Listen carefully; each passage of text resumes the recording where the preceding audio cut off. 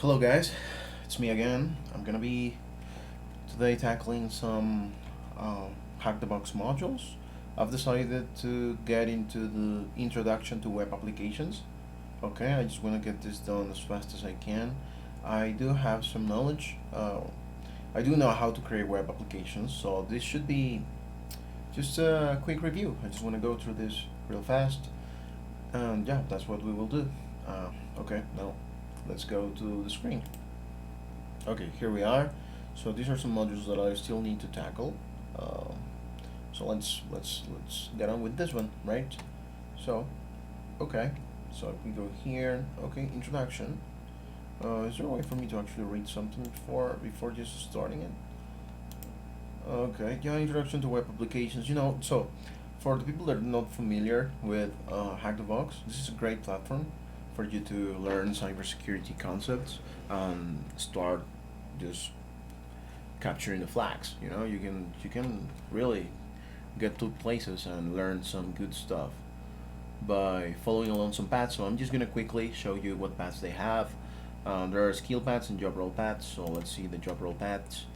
They have bug bounty hunter, penetration tester, SOC analyst, senior web penetration tester. Okay, so I'm interested in the first one, bug bounty hunter, but also penetration tester. So I will be probably completing these paths soon. So yeah, that's that. So all of these paths are composed of modules, and you can basically purchase cubes for you to be able to access some modules. But that's about it, right? So okay, let's get down to business. So let's go to here, introduction to web applications. Yes. Okay, yeah, in the Introduction to Web Applications module, you will learn all of the basics of how web applications work and begin to look at them from an information security perspective. That's something I might benefit from this. I've always looked at web applications from a developing perspective, not from an information security perspective, so this should be fun. This module is your first step in starting web application pen testing. It teaches important aspects of web applications which will help you understand how web applications pen testing works. This module will cover the following topics: intro to web applications, in web application architectures, front-end versus back-end, okay, front-end vulnerabilities, data exposure, HTML injection, XSS, okay, back-end components, back-end servers, web servers, okay, that's good. Also some of the covered topics: what is a web application, free rest, okay. As you work through the module, you will see example commands and commands out for the various topics introduced. It is worth reproducing as many of these examples as possible. Sure, that's something I always look forward to do. So okay, let's start. Hopefully, how long does it say that's gonna take me approximately? I just want to keep that in mind. 3 hours. Okay, let's let's get it done faster than 3 hours. Okay, so introduction. Web applications are interactive applications and run on web developers. Yeah, we all understand that, right? Web applications usually adopt a client-server architecture to run and handle interactions. They typically have front-end components, the website interface, and or what the users see, that run on the client side, browser, and other back-end components, web application source code, that run on the server side, back-end server databases. Okay, this allows organizations to host powerful applications with near complete real-time control over their design and functionality while being accessible worldwide. Some examples of typical web applications include online email services like Gmail, online retailers like Amazon, and online word processors like Google Docs. Okay. So web applications are not exclusive to giant providers like Google or Microsoft, but can be developed by any web developer and hosted online in any of the common hosting services to be used by anyone on the internet. This is why today we have millions of web applications all over the internet, yeah, indeed, with billions of users interacting with them every single day. Yes. Web applications versus websites. Okay, in the past we interacted with websites that are static and cannot be changed in real time. This means that traditional websites were statically created to represent a specific information, and this information would not change with their interaction. To change the website's content, the corresponding page has to be edited by the developers manually. These types of static pages do not contain functions and therefore do not produce real-time changes. That type of website is also known as Web 1.0. Okay, yeah, just the basic websites that we've seen. On the other hand, most websites run web applications or Web 2.0, presenting dynamic content based on user interaction. Another significant difference is that web applications are fully functional and can perform various functionalities for the end user, while websites lack this type of functionality. Lack this type of functionality. Okay, so there's a significant difference between web applications and simple websites, right? Other key differences between traditional websites and web applications include being modular, running on any display size, running on any platform without being optimized. Okay, versus native operating system applications. Okay, this is gonna be interesting. Unlike native OS applications, web applications are platform independent and can run in a browser on any operating system. These web applications do not have to be installed on a user system because these web applications and their functionality are executed remotely on the remote server and hence do not consume any space on the end user's hard drive. Yeah. Another advantage of web applications over native OS applications is version unity. All users accessing a web application use the same version and the same web application, which can be continuously updated and modified without pushing updates to each user. Web applications can be updated in a single location web server without developing different builds for each platform, which dramatically reduces maintenance and support costs, removing the need to communicate changes to all users individually. On the other hand, native OS applications have certain advantages over web applications, mainly their operation speed and the ability to utilize native operating system libraries and local hardware. As native applications are built to utilize native OS libraries, they are much faster to load and interact with. Furthermore, native applications are usually more capable than web applications, as they have a deeper integration to the operating system and are not limited to the browser's capabilities only. More recently, however, hybrid and progressive web applications are becoming more common. They utilize modern frameworks to run web applications using native OS capabilities and resources, making them faster than regular web applications and more capable. Okay, so there's some type of hybrid. I didn't know that. Okay, web applications distribution. There are many open source web applications used by organizations worldwide that can be customized to meet each organization's needs. Some common open source web applications include WordPress, OpenCart, and Joomla. Okay, there are also proprietary. Okay, well, what is OpenCart, Joomla? Let's just quickly see what this is. WordPress, as you all know, is just a platform used by many people to build websites. It's an easy to use. And you basically don't have to code for you to have a basic landing page. That's a tool. OpenCart, the best free and open source e-commerce platform. Okay, I guess this is something you could use to create an e-commerce. Everything you need to create, scale, and run your business. Okay, and Joomla, the flexible platform empowering website creators. Okay, it's an award-winning content management system, which is CMS, which enables you to build websites and powerful online applications. Okay. There are also proprietary closed-source web applications which are usually developed by a certain organization and then sold to another organization or used by organizations through a subscription plan model. Some common closed-source web applications include Wix, Shopify, and .NET Nuke. Okay, what is Wix? Is also a platform for use to build websites. Shopify, like the one before, to build e-commerces. And then .NET Nuke, I don't think I know what this is. Okay, the leading net, it's also CMS. It's an easy-to-use and feature-rich content management system with best-in-class security, extensibility, and ecosystem. Okay, security risks of web applications. Web attacks are prevalent and present a challenge for most organizations with a web presence, regardless of their size. After all, they're usually accessible from any country by everyone with an internet connection and a web browser and usually offer a vast attack surface. There are many automated tools for scanning and attacking web applications that, in the wrong hands, can cause significant damage. As web applications become more complicated and advanced, so does the possibility of critical vulnerabilities being incorporated into their design. A successful web application attack can lead to significant losses and massive business interruptions. Since web applications are run on servers that may host other sensitive information and are often also linked to databases containing sensitive user or corporate data, all of this data could be compromised if a website is successfully attacked. This is why it's critical for any business that utilizes web applications to properly test these applications for vulnerabilities and patch them promptly, while testing that the patch fixes the flaw and does not inadvertently introduce any new flaws. web application penetration testing is an increasingly critical skill to learn. Any organization looking to secure their internet-facing and internal web applications should undergo frequent web application tests and implement secure coding practices at every development lifecycle stage. To properly pen test web applications, we need to understand how they work, how they are developed, and what kind of risk lies at each layer and component of the application depending on the technologies in use. We will always come across various applications that are designed and configured differently. One of the most current and widely used methods for testing web applications is the OWASP's Web Security Testing Guide. Okay, let's have a quick look at this. Introduction objectives.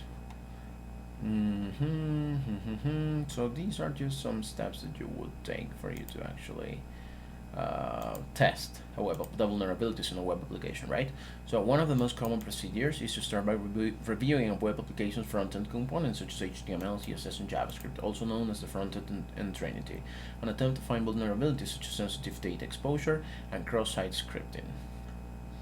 Once all front-end components are thoroughly tested, we would typically review the web application's core functionality and the interaction between the browser and the web server to enumerate the technologies the web server uses and look for exploitable flaws. We typically assess web applications from both an unauthenticated and authenticated perspective. If the application has login functionality, to maximize coverage and review every possible attack scenario. It makes sense. Attacking web applications. In this day and age, most every company, no matter the size, has one or more web applications within their external perimeter.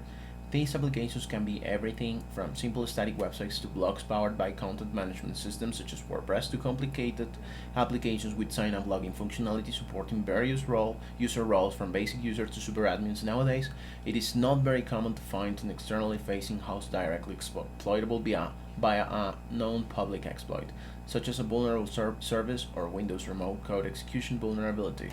Though it does happen. Okay, web applications provide a vast attack surface, and their dynamic nature means that they are constantly changing and overlooked. A relatively simple code change may introduce a catastrophic vulnerability or a series of vulnerabilities that can be chained together to gain access to sensitive data, remote code execution on the web server, or other hosts in the environment, such as database servers. It is not uncommon to find flaws that can lead directly to code execution, such as a file upload form that allows for the upload of malicious code or a file inclusion vulnerability that can be leveraged to obtain remote code execution. A well-known vulnerability that is still quite prevalent in various types of web applications is SQL injection. This type of vulnerability arises from the unsafe handling of user-supplied input. It can result in access to sensitive data, reading and writing files on the database server, and even remote code execution. Yeah, dangerous stuff. We often find SQL injection vulnerabilities on web applications that use Active Directory for authentication. Okay. While we can usually not leverage this to extract passwords since Active Directory administers them, we can often pull most of or all Active Directory user email addresses, which are often the same as their usernames.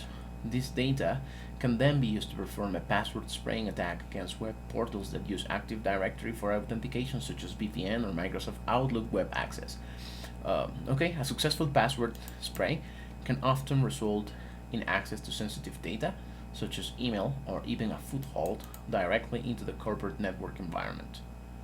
This example shows the damage that can arise from a single web application vulnerability, especially when chained to extract data from one application that can be used to attack other portions of a company's internal infrastructure.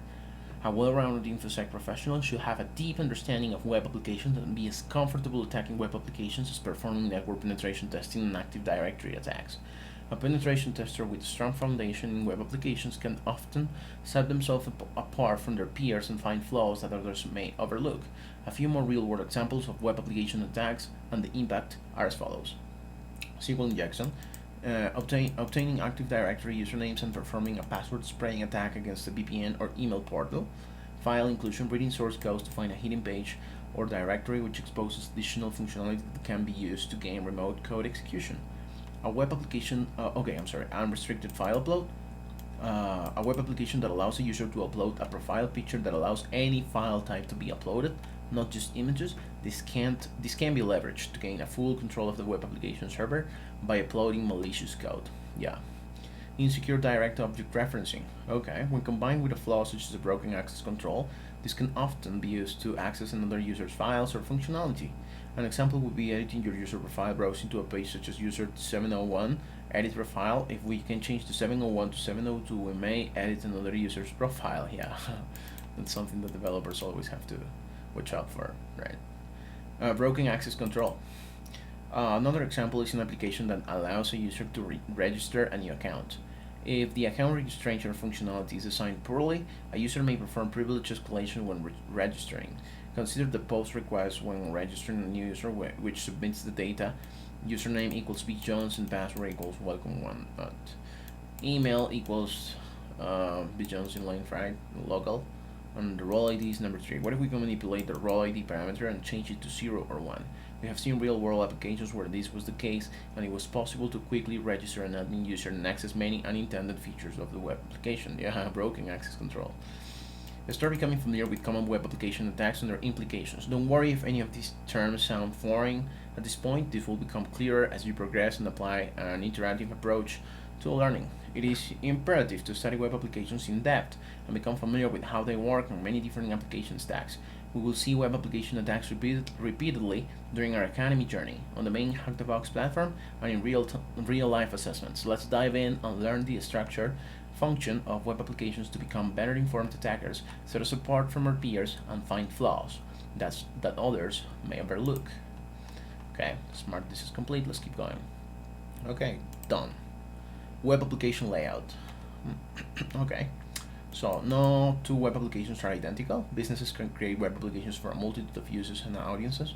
Web applications are designed and programmed differently, and back-end infrastructure can be set up in many different ways. It is important to understand the various ways web applications can run behind the scenes, the structure of a web application, its components, and how they can be set up within a company's infrastructure. Let's sip some coffee. Okay. Web application layouts consist of many different layers that can be summarized with the following 3 main categories. Web application infrastructure describes the structure of required components, such as the database needed for the web application to function as intended. Since the web application can be set up to run on a separate server, it is essential to know which database server it needs to access. Web application components. The components that make up a web application represent all the components that the web application interacts with. These are divided into the following 3 areas: UI, UX, client, and server components. The architecture, the web application architecture. Architecture comprises all the relationship between the various web application components. Okay. Web application infrastructure. Web applications can use many different infrastructure setups. These are also called models. The most common ones can be grouped into the following 4 types: client server, one server, many servers, one database, many servers, many databases. Client server. Okay, web applications often adopt the client server model. A server hosts the web application in a client server model and distributes it to any client trying to access it. Yeah, basically. Client, server. Yeah, they basically request the website to the server provides them with the layout. In this model, web applications have 2 types of components: those in the front end, which are usually interpreted and executed on the client side, browser, and components in the backend, usually compiled, interpreted, and executed by the hosting server. Yeah, when a client visits the web application's URL, web address, this, let's say, for example, the server uses the main web application interface. Okay. Once the user clicks on the button or requests a specific function, the browser sends a HTTP web request to the server, which interprets this request and performs the necessary tasks to complete the request: logging the user in, adding an item to the shopping cart, browsing to another page, etc. Once the server has the required data, it sends the result back to the client's browser, displaying the result in a human-readable way. This website we're currently interacting with is also a web application, yeah indeed, developed and hosted by Hack the Box web server, and we access it and interact with it using our web server client. Yeah, however, even the most web applications utilize a client-server front-back end architecture. There are many design implementations. One server. In this architecture, the entire web application or even several web applications and their components, including the database, are hosted on a single server. Oh, okay. Though this design is straightforward and easy to implement, it is also the riskiest design. Yeah. If any web application hosted on this server is compromised in this architecture, then all web applications data will be compromised. This design represents an all eggs in one basket approach, since if any of the hosted web applications are vulnerable, the entire web server becomes vulnerable. Furthermore, if the web server goes down for any reason, all hosted web applications become entirely inaccessible until the issue is resolved. many servers, one database. Okay, this model separates the database onto its own database server and allows the web application's hosting server to access the database server to store and retrieve data. It can be seen as many servers to one database and one server to one database, as long as the database is separated on its own database server. Okay? So there's a separate database server, then you have multiple servers that actually do all of their stuff not related to database, and they all of course communicate with the database to just make changes to the database and stuff. But that's a way to keep that, you know, in its own server. Um, okay, so I guess it's a more secure type of model. Many servers, one database. Yeah, this model can allow several web to access a single database to have access to the same data without syncing the data between them. The web applications can be replications of one main application, primary backup, or they can be separate web applications that share common data. This model's main advantage, from a security point of view, of course, is segmentation, where each of the main components of a web application is located and hosted separately.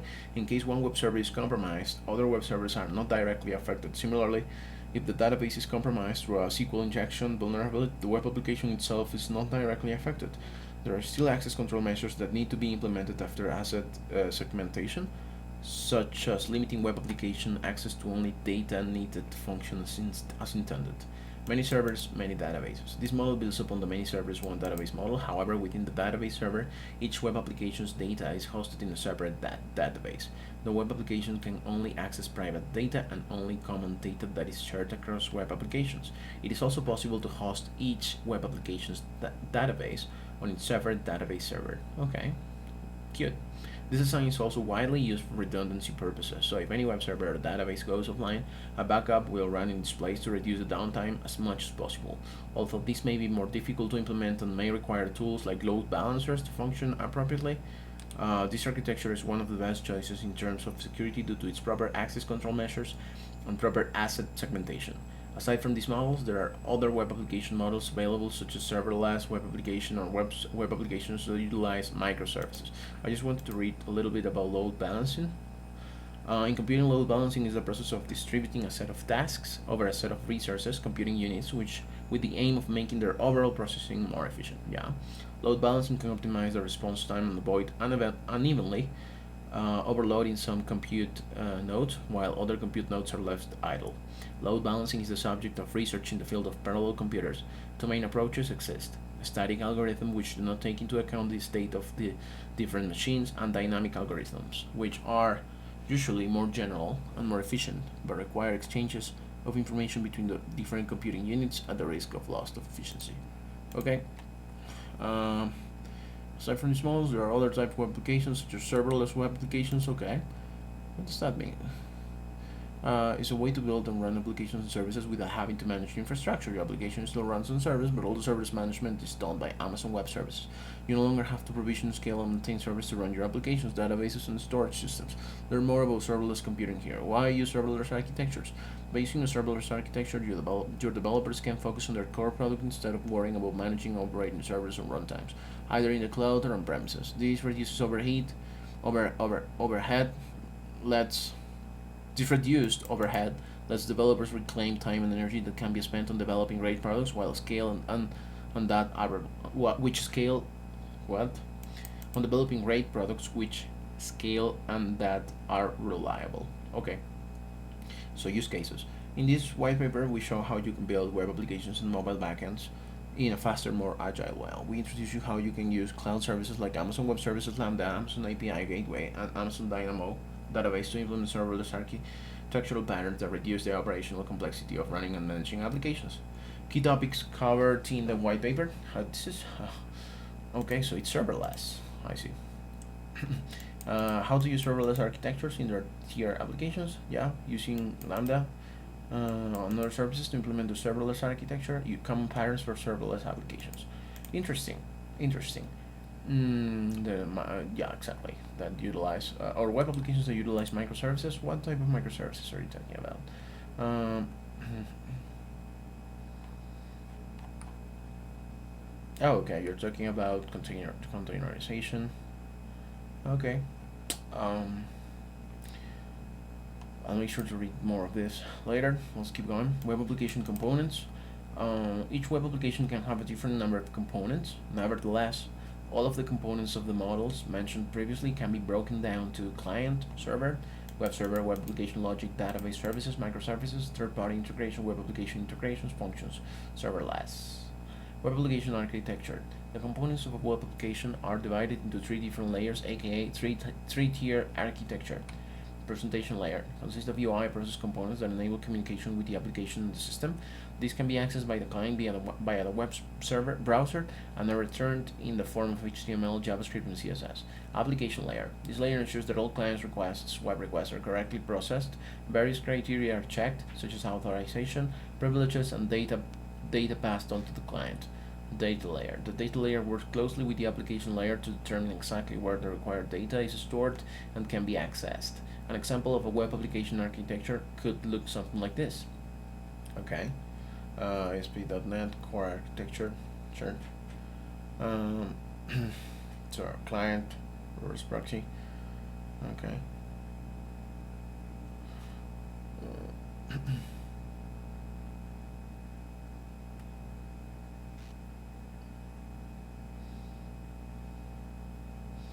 Okay, so some APIs or some third-party companies. Okay. And host email services. Okay, sure. That is cache. Okay, this is the cloud basically, and then databases. Okay. Some web servers can run operating system calls and programs like.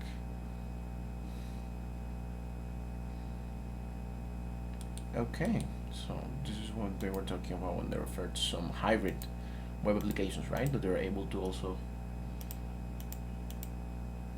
communicate with.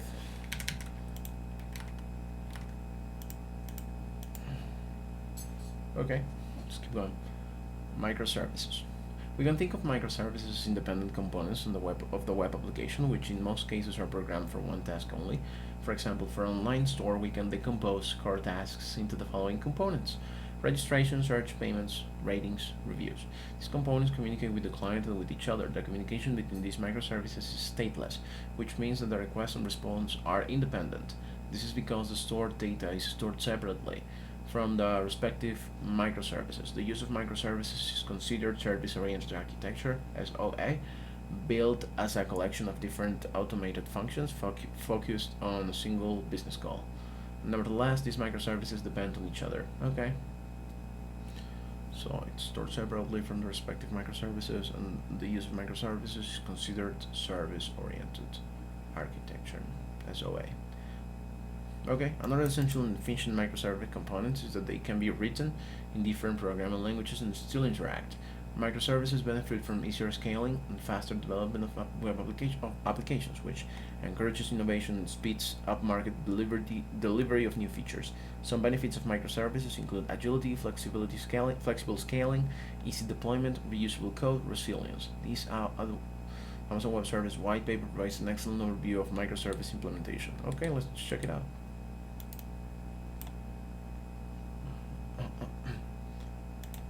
This is confusing me. Okay. Ooh, okay.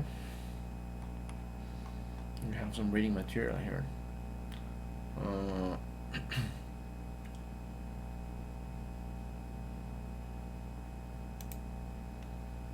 Okay, looks like it's outdated. So let's see the latest version, right? Come on.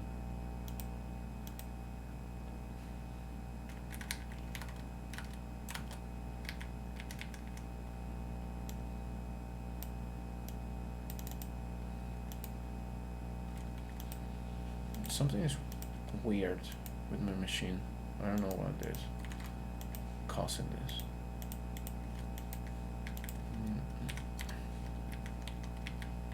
You know, I was supposed to be reading the file here. Okay, let's just.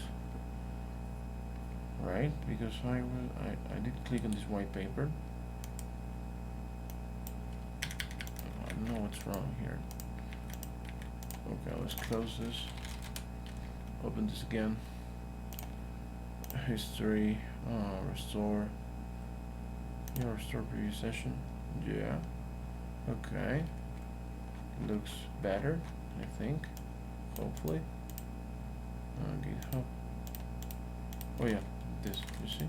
Something was buggy. Okay, I don't know what caused it. But I want you to take me to the most recent one, okay? So this is the most recent one, okay? This paper is something I have to read in order to understand how does implementing microservices work on AWS. So let's put this under. Oh, it's not CTF. This is Hack the Box Academy. Okay, so we are gonna just create a folder named Intro to Web Applications, and inside this we're gonna just create a folder named Reading Material, and we're gonna save this. Okay, so this is something I also have to do. I'm not gonna do it now. Okay, but I do need to understand more about microservices and how to implement them. So that's an important paper from AWS, white paper. I mean, okay. Serverless. Okay, cloud providers such as Amazon Web Services, GCP, Azure, among others, offer several serverless architectures. These platforms provide application frameworks to build such web applications without having to worry about the server themselves. These web applications then run in stateless computing containers, Docker for example. This type of architecture gives a company the flexibility to build and deploy applications and services without having to manage infrastructure. All server management is done by the cloud provider, which gets rid of the need to provision, scale, and maintain servers needed to run applications and databases. You can read more about serverless computing and its various use cases here. Yeah, that's interesting. I guess all companies end up scaling up to use this or to be serverless, and to use these type of services. Amazon Web Services, Azure, so it's okay. Architecture security. Understanding the general architecture of web applications and each web application's specific design is important when performing a penetration test on any web application. In many cases, an individual web application's vulnerability may not necessarily be caused by a programming error, but by a design error in its architecture. For example, an individual web application may have all of its core functionality secure implemented. Blah, blah, blah. Okay. An individual web application may have all of its core functionality secure implemented. However, due to a lack of proper access control measures in its design, use of role-based access control, let's say, users may be able to access some admin features that are not intended to be directly accessible to them, or even access other users' private information without having the privileges to do so. To fix this type of issue, a significant design change would need to be implemented, which would likely be both costly and time-consuming. Another example would be if we cannot find the database after exploiting a vulnerability and gaining control over the backend server. Okay. Which may mean that the database is hosted on a separate server, which I guess is good for security perspective, right? We may only find part of the database data, which may mean there are several databases in use. This is why security must be considered that each phase of web application development and penetration tests must be carried throughout the web application development lifecycle. Yeah. Let's go to the next one. Okay, here we're gonna understand front-end versus back-end. Okay. Okay. Back-end vulnerabilities. Okay, we may have heard the terms front-end and back-end web development, or the term full-stack web development, which refers to both front and back-end web development. These terms are becoming synonymous with web application development as they comprise the majority of the web development cycle. However, these terms are very different from each other, as each refers to one side of the web application and each function and communicate in different areas. Front-end. The front-end of a web application contains the user's component directly to their web application.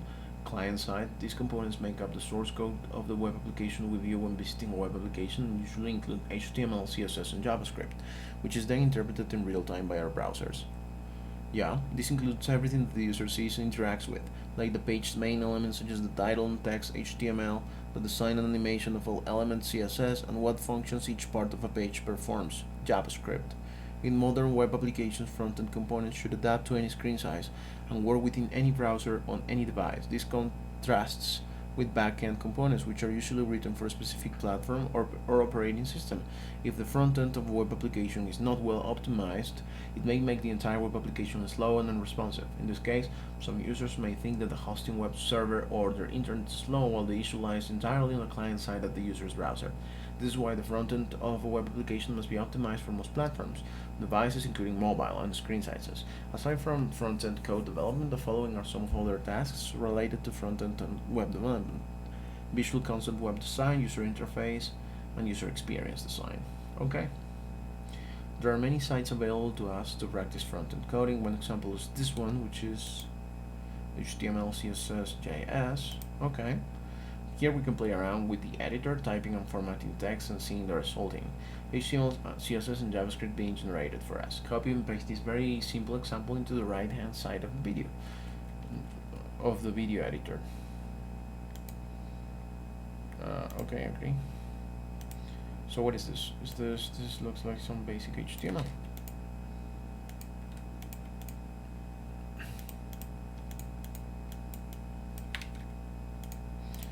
Welcome to Hack the Box Academy. This is some italic text. This is some blue text. Yeah. What else? On the left, play around with the formatting headers, colors, and watch the code change. I mean, I'm not going to do this because I already know how this works. Let's keep going. The backend. The backend of a web application drives all of the core web application functionalities, all of which is executed at the backend server, which processes everything required for the web application to run correctly. It is a part we may never see or directly interact with, but a website is just a collection of static web pages without a backend. There are four main backend components of web applications. Okay, it's back and servers. The hardware, an operating system that houses all other components and are usually run on operating systems like Linux, Windows, or using containers. Web servers. Web servers handle HTTP requests and connections. Some examples are Apache, Nginx, and IIS. Databases. Databases store and retrieve the web application data. Some examples of relational databases are MySQL, Oracle, MS SQL, PostgreSQL, while examples of non-relational databases include NoSQL and MongoDB. Okay. Development frameworks. Frameworks are used to develop the core web application. Some well-known frameworks include Laravel, ASP.NET, Spring, Django, and Express. Okay. What about Ruby on Rails? That's the web framework I use to build web applications. Okay, let's keep going. Linux, Windows, backend server. Okay, so the server can be either Linux or Windows, and there's a web server, there can be a web application, there can be a database, other types of servers, and that's it. It is also possible to house each component of the backend on its own isolated server or in isolated containers by utilizing services such as Docker to maintain logical separation and mitigate the impact of vulnerabilities. Different components of the web application, such as the database, can be installed in one Docker container, while the main web application is installed in another, thereby isolating each part from potential vulnerabilities that may affect the other containers. It is also possible to separate each into its dedicated server, which can be more resource intensive and time consuming to maintain. Still, it depends on the business case and design functionality of the web application in question. Some of the main jobs performed by backend components include develop the main logic and services of the backend of the web application, develop the main code and functionalities of the web application. Okay, also maintain the backend database, develop and implement libraries to be used by the web application, technical business needs for the web application, implement the main APIs for front-end component communication, integrate remote servers and cloud services into the web application, securing front backend. Even though in most cases we will not have access to the backend code to analyze the individual functions and the structure of the code, it does not make the application invulnerable. It could still be exploited by various injection attacks. For example, suppose we have a search function in a web application that mistakenly does not process our search queries correctly. In that case, we could use specific techniques to manipulate the queries in such a way that we gain unauthorized access to specific database data, SQL injections, or even execute operating system commands via the web application, also known as command injections. We will later discuss how to secure each component used on the front and back ends, and when we have full access to the source code of front-end components. We can perform a code review to find vulnerabilities, which is part of what is referred to as a white box pen testing. Again, okay, I got lost in thought. Okay, when we have full access to the source code of front-end components, we can perform a code review to find vulnerabilities, which is part of what is referred to as white box pen testing. I guess so it's only this focused on the front end. Okay, interesting. On the other hand, backend component source code is stored on the backend server, so we do not have access to it by default, which forces us to only to perform what is known as black box pen testing. However, as we will see, some web applications are open source, meaning we likely have access to the source code. Furthermore, some vulnerabilities, such as local file inclusion, could allow us to obtain the source code from the backend server. With this source code in hand, we can then perform a code review on backend components to further understand how the application works, potentially find sensitive data in the source code, such as passwords, and even find vulnerabilities that would be difficult or impossible to find without access to the source code. The top 20 most common mistakes web developers make that are essential for HSS penetration testers are permitting invalid data to enter the database, focusing on the system as a whole, establishing personally developed security methods, treating security to be your last step, developing plain text password storage, creating weak passwords, storing unencrypted data in the database. What else? Where were we? Depending excessively on the client side, being too optimistic, permitting variables via the URL path name, trusting third-party code, hard coding backdoor accounts. Okay. Unverified SQL injections, remote file inclusions, insecure data handling, failing to encrypt data properly, not using a secure cryptographic system, ignoring layer 8, review user actions, web application firewall misconfigurations. These mistakes lead to the OWASP top 10 vulnerabilities for web applications we will discuss in other modules. Okay, broken access control, cryptographic failures, injection, insecure design, security misconfiguration, vulnerability in outdated components, identification and authentication failures, software and data integrity failures, security logging and monitoring failures, server-side request forgery. It is important to begin to familiarize ourselves with these flaws and vulnerabilities as they form the basis for many of the issues we cover in future web and even non-web related modules. As pen testers, we must have the ability to competently identify, exploit, and explain these vulnerabilities for our clients. Indeed. Okay, looks like we reached our goal. I'm gonna stop here. I have to do a CTF today on Try Hack Me, so I will be doing that. Although this does look a little bit, like easy, let's say. Should I keep going? Okay. You know what I'm gonna do? I'm gonna take a little break.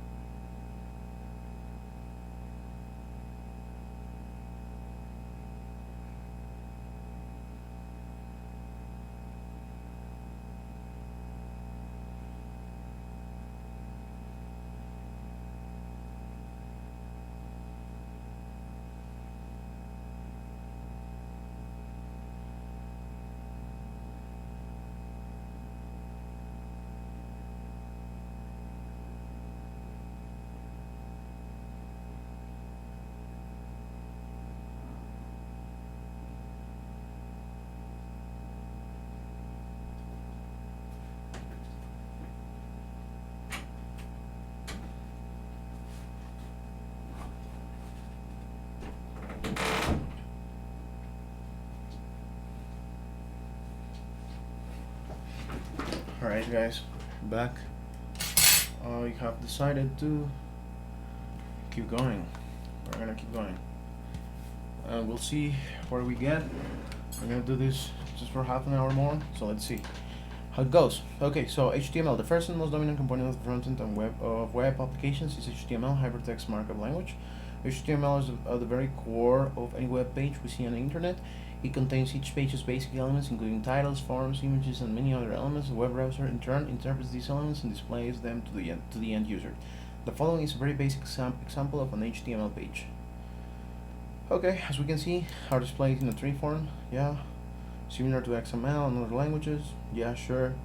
Each element can contain other HTML elements, while the main HTML tag should contain all other elements within the page which falls under document, distinguishing between HTML and documents written for other languages such as XML documents. The HTML of the above code can be viewed as follows. Yeah. Each element is opened and closed with a tag. Yeah. Okay. Where the content will be placed between these tags. The tags may also hold the element's ID or class. Yeah. For styling or just to interact with JavaScript, to identify some elements, which is needed for CSS to properly format the element. Both tags and the content comprise the entire element. URL encoding. An important concept to learn in HTML is URL encoding or percent encoding. For a browser to properly display a page's contents, it has to know the char set in use. In URLs, for example, browsers can only use ASCII encoding, which only allows alphanumerical characters and certain special characters. Therefore, all other characters outside of the ASCII character set have to be encoded within a URL. URL encoding replaces unsafe ASCII characters within this symbol, followed by two hexadecimal digits. For example, single quote characters, this is encoded to OK, which can be understood by browsers as a single quote. URLs cannot have spaces in them and will replace a space with either a plus sign or 20. Some common characters and character encodings are this for space, this for this sign, this symbol, okay, 2014. Okay, good. A full character encoding table can be seen here. Okay. Many online tools can be used to perform URL encoding and decoding. Furthermore, the popular web proxy Verb Suite has a decoder and encoder which can be used to convert between various types of encodings. Try encoding, decoding some characters and strings using this online tool. Encoding, decoding some characters and strings using this online tool. I mean, I've used this before. It's just encoding test, let's say. Yeah, that's how it encodes it. So adds the plus. Okay. Usage. The head element usually contains elements that are not directly printed on the page, like the page title, while all main elements are located in their body. Other important elements include the style, which holds the page's CSS code, and the script, which holds the JavaScript code of the page, as we'll see in the next section. Each of these elements is called the DOM document of the object model. The World Wide Web Consortium defines DOM as document object model is a platform language neutral interface that allows programs and scripts to dynamically access and update the content, the structure, and the style of a document. The DOM standard is separated into three parts: core DOM, XML DOM, HTML DOM. For the standard model for all document types, and then the standard model for XML documents, the standard model for HTML documents. For example, from the above three view, we can refer to DOM as document.head or document.h1 and so on. Understanding the HTML.DOM structure can help us understand where each element we view on the page is located, which enables us to view the source code of a specific element on the page and look for potential issues. We can locate HTML elements by their ID, their tag name, or by their class name. This is also useful when we want to utilize front-end vulnerabilities like XSS to manipulate existing elements or create new elements to serve our needs. Answering the questions below to complete this section are in cubes. What is the HTML tag used to show an image? Image? What do you submit your answer? I mean, the tag is image. Am I mistaken? Show an image. Are you just asking me for this? Okay.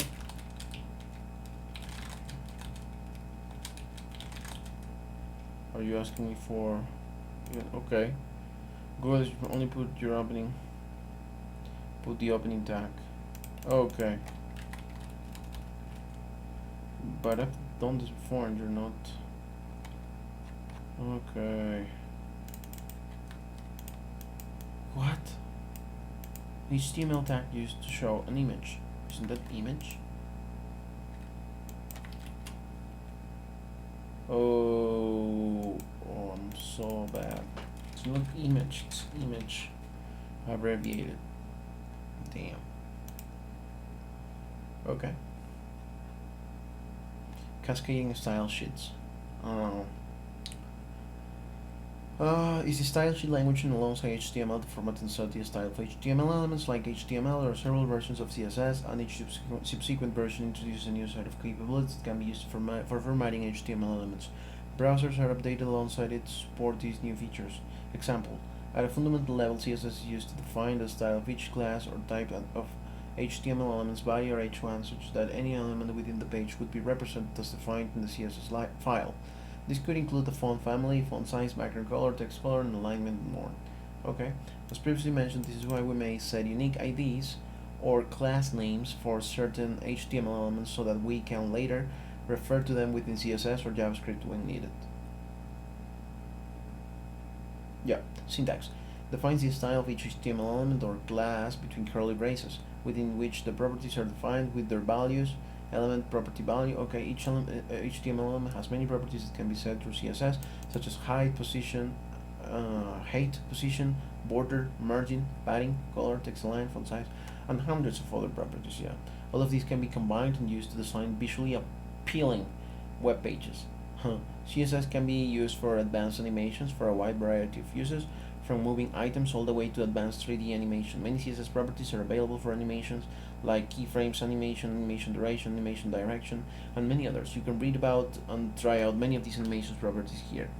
I've already done that, but just for the purposes of going through all of this, this is how we do it. Oh, okay. So the keyframes rule. Okay, let's try it myself, right? So run. Okay, let's do. There's a little animation here. Takes place every 4 seconds. There's a background color change. Okay, what else? Delay in animation. Okay. Let's see. What do you mean? Oh, okay. Background color left, and then you basically move it around, right? So that's something you can do with keyframes. That's interesting. Set how many times an animation should run. Okay, duration count. Try it yourself. Sure. Just 3 times, right? Okay. Similar. In reverse direction, also. Okay. Specify the speed curve of the animation. Okay. This is something I've used. Yeah. That's smooth. I like it. Okay, let's keep going.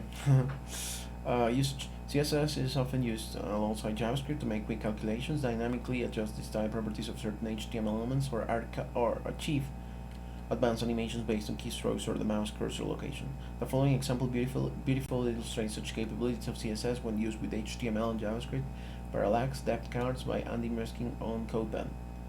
Okay, so, ooh, sweet. Ain't that sweet, guys? That's looks so fine.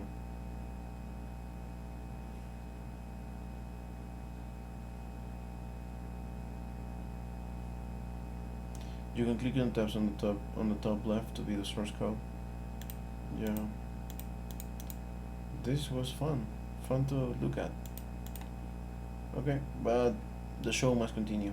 This shows that even though HTML and CSS are among the most basic cornerstones of web development, when used properly, they can be used to build visually stunning web pages, which can make interacting with web applications a much easier and more user-friendly experience.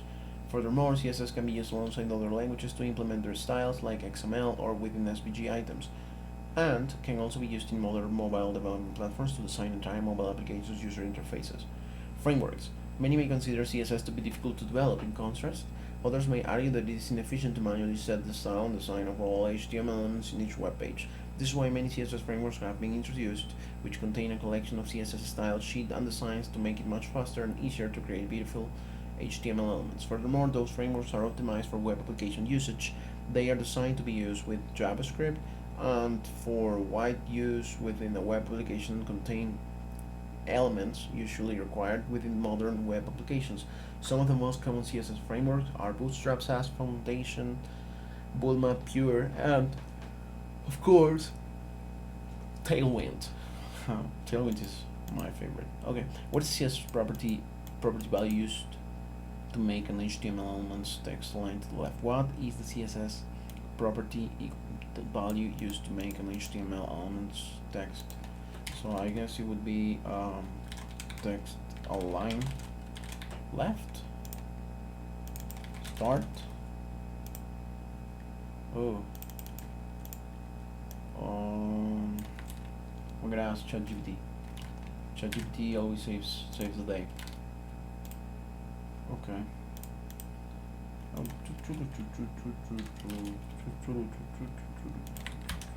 Because I don't remember really all of this. Selector text line. Oh, didn't I place left? I did place left, right? I just missed. Okay, let's keep going. Okay, JavaScript. This is the fun part. JavaScript, and then front-end sensitive data exposure, and then backend, and then components. Okay, and then backend vulnerabilities, and then next steps. Okay, this should be a quick module. Okay, let's keep going. It's one of the most used languages in the world. It is mostly used for web development and mobile development. JavaScript is usually used on the front end of an application to be executed within the browser. Still, there are implementations of backend JavaScript used to develop entire web applications like Node.js. While HTML and CSS are mainly in charge of how a web looks, JavaScript is usually used to control any functionality that the front-end web page requires. Without JavaScript, the web page would be mostly static and would not have much functionality or interactive elements. Example, within the page source code, JavaScript code is loaded within the script tag as follows. Yeah. A web page can also load remote JavaScript code with source and the script's link as follows. Yeah. An example of basic use of JavaScript within a web page is the following. Document will get element by ID, button 1, inner HTML, change text. Okay. The above example changes the content of the button 1 HTML elements from here on. There are many more advanced uses of JavaScript on a web page. The following shows an example of what the above JavaScript code would do when linked to a button link. Okay, so you basically, when you click on it, you change it. The text, I mean. As with HTML, there are many sites available online to experiment with JavaScript. One example is JS Fiddle, which can be used to test JavaScript, CSS, and HTML and save code snippets. JavaScript is an advanced language and its syntax is not as simple as HTML or CSS. Usage. Most common web applications heavily rely on JavaScript to drive all needed functionality on the web page, like updating the web page view in real time, dynamically updating content in real time, accepting and processing user input, and many other potential functionalities. JavaScript is also used to automate complex processes and perform HTTP requests to interact with the backend components and send and retrieve data through technologies like AJAX. In addition to automation, JavaScript is also often used alongside CSS, as previously mentioned, to drive advanced animations that would not be possible with CSS alone. Whenever we visit an interactive and dynamic web page that uses many advanced and visually appealing animations, we are seeing the result of active JavaScript code running on our browser. All modern web browsers are equipped with JavaScript engines that can execute JavaScript code on the client side without relying on the backend and web server to update the page. This makes using JavaScript a very fast way to achieve a large number of processes quickly. Okay, frameworks. As web applications become more advanced, it may be inefficient to use pure JavaScript to develop an entire web application from scratch. This is why a host of JavaScript frameworks have been introduced to improve the experience of web application development. These platforms introduce libraries that make it very simple to recreate advanced functionalities like user login and user registration, and they introduce new technologies based on existing ones, like the use of dynamically changing HTML code instead of using a static HTML code. These platforms either use JavaScript as their programming language or use an implementation of JavaScript that compiles its code into JavaScript code. Some of the most common front-end JavaScript frameworks are Angular, React, Vue, jQuery. A listing and comparison of common JavaScript frameworks can be found here. Okay. Sensitive data exposure. Okay, we're looking at front-end vulnerabilities now. Let's keep going. All of the front-end components we covered are interacted with on the client side. Therefore, if they are attacked, they do not pose a direct threat to the core backend of the web application and usually will not lead to permanent damage. However, as these components are executed on the client side, they put the end user in danger of being attacked and exploited if they do have any vulnerability. If a front-end vulnerability is leveraged to attack admin users, it could result in unauthorized access, access to sensitive data, service disruption, and more. Although the majority of web application penetration testing is focused on backend components and their functionality, it is important also to test front-end components for potential vulnerabilities, as these types of vulnerabilities can sometimes be utilized to gain access to sensitive functionality, like admin panel, which may lead to compromising the entire server. Okay, sensitive data exposure refers to the availability of sensitive data in clear text to the end user. This is usually found in the source code of the web page or page source on the front end of web applications. This is the HTML source code of the web application, not to be confused with the back-end code that is typically only accessible on the server itself. We can view any website's page source in our web browser by right-clicking anywhere on the page and selecting View Page Source Code. From the pop-up menu, sometimes a developer may disable right-clicking on a web application, but this does not prevent us from viewing the page source, as we merely type Ctrl plus V U or view the page source code through a proxy such as Burp Suite. Let's take a look at the google.com page source code. Right-click and choose View Page Source Code, and a new tab will open in your browser with the URL view source http://google.com. Here we can see the HTML, JavaScript, and external links. Take a moment to browse the page source a bit. Okay. Will take my moment. Okay. So here we can see some JavaScript, right? There's a script here. Okay, this is brilliant. So there's some JavaScript, there's some HTML. And I see some functions here.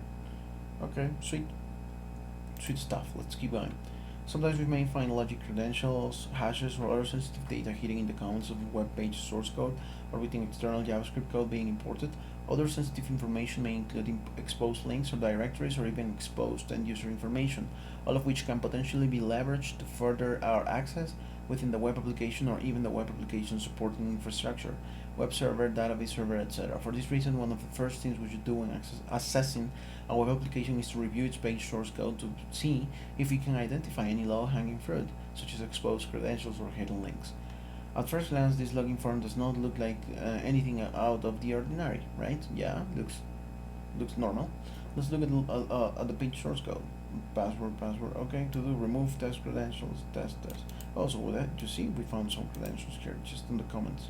We see the developers added some comments that they forgot to remove, which contains test credentials. Yeah, the comments seem to be a reminder for the developer to remove the test credentials. Given that the comment has not yet been removed, these credentials may still be valid. Although it is not very common to find login credentials in developer comments, we will still find various bits of sensitive and valuable information when looking at the source code, such as test pages or directories, debugging parameters, or hidden functionalities. There are various automated tools that we can use to scan and analyze available page source code to identify potential paths or directories and other sensitive information. Leveraging these types of information can give us further access to the web application, which may help us attack the backend components to gain control over the server. Prevention. Ideally, the front-end source code should only contain the code necessary to run all of the web application's functions, without any extra code or comments that are not necessary for the web application to function properly. It is always important to review the code that will be visible to end users through the page source or running through tools to check for exposed information. It is also important to classify data types within the source code and apply controls on what can or cannot be exposed to the client side. Developers should also review client-side source code to ensure that no unnecessary comments or hidden links are left behind. Furthermore, front-end developers may want to use JavaScript code packing or obfuscation to reduce the chances of exposing sensitive data through JavaScript code. These techniques may prevent automated tools from locating these types of data. Okay, so looks like there is a box that we have to attack here, right? Okay, let's just give me a second here.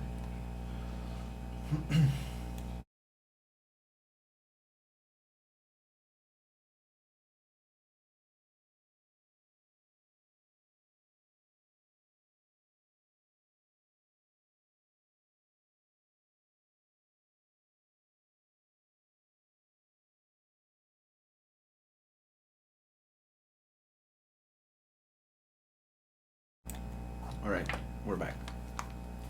Okay, so let's just spawn this attack. Submit the password as the answer. Okay, so what I'm gonna do is just connect to this. Let's tmux and then okay. On a VPN. It's gonna be on my VPN.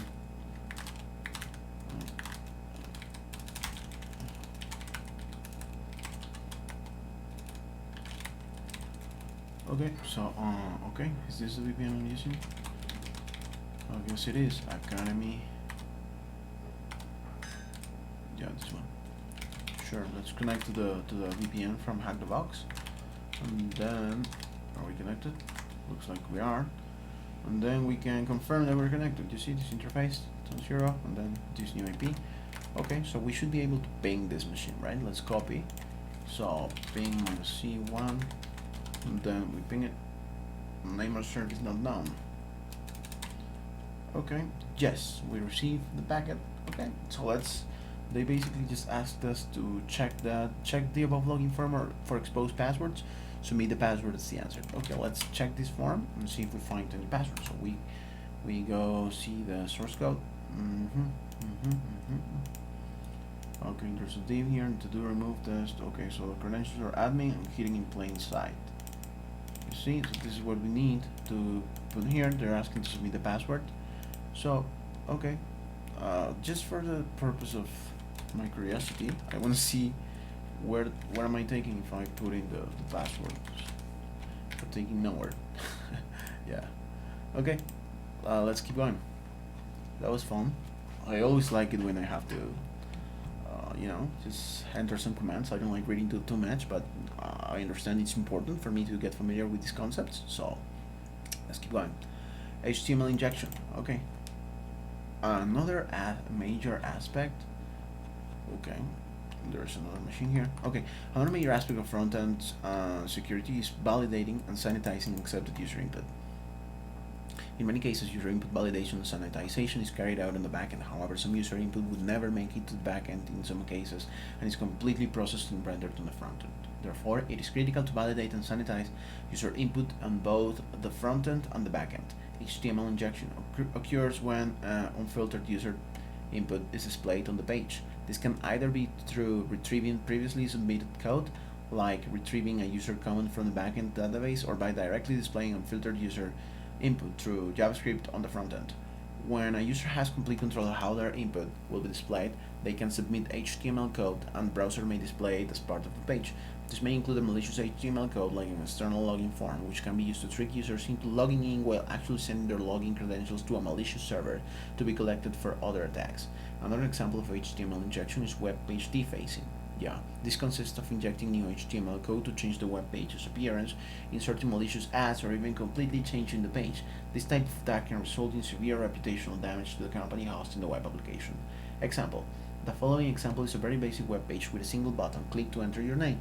When we click on the button, it prompts us to input our name and then displays our name as your name is blah blah blah. Okay, if no input sanitization is in place, this is potentially an easy target for HTML injection and cross-site scripting attacks. We take a look at the page source code and see no input sanitization in place whatsoever, as the page takes user input and directly displays it. Yeah, right? So this is a JavaScript function, this variable named input, and then if input's different than null, then you just get an element by ID output, and then your name is plus the input. So there's no sanitization, as I said. To test for HTML injection, we can simply input a small snippet of HTML code as our name. Ooh, okay, and see if it is displayed as part of the page. We will test the following code, which changes the background image of the web page. So style body, okay. Okay. Nasty. Once we input it, we see that the web page background image changes instantly. In this example, as everything's being carried out on the front end, refreshing the web page will reset everything back to normal. Okay, so answer the question here. Let's spawn this little instance here. And then what text would be displayed on the page if we use the following payload as our input? So they're asking us to actually input this, and what text would be displayed, right? So as for my understanding, this would just generate a link with ClickMe that would take you to Hack the Box. So let's see.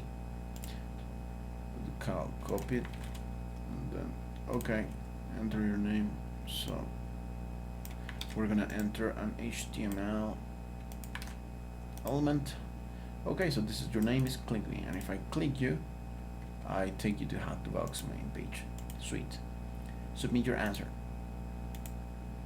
What text? Well, it will be click me, right? What text would be displayed on the page if we use the following payload as our input? Are you kidding me? Isn't this the text? Let's get this displayed. What are you talking about?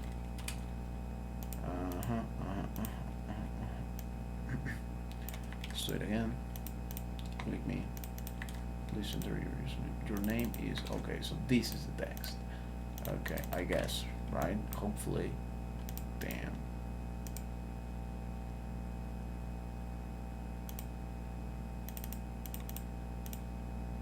Use the full text displays on the page to answer. Sure. Am I using a space? Yes. Okay, so this is space sensitive. Okay, cross-site scripting, HTML injection. Vulnerabilities can often be utilized to also perform cross-site scripting attacks by injecting JavaScript code to be executed on the client side. Once we can execute code on the victim's machine, we can potentially gain access to the victim's account or even their main machine.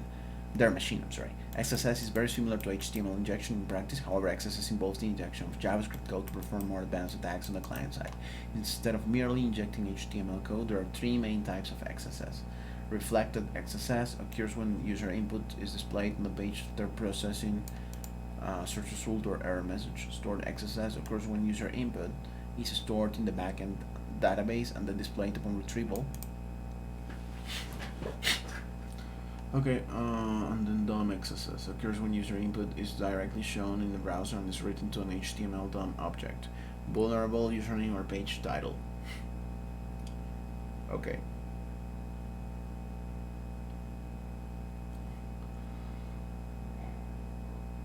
In the backend database and then displayed for retrieval. Okay.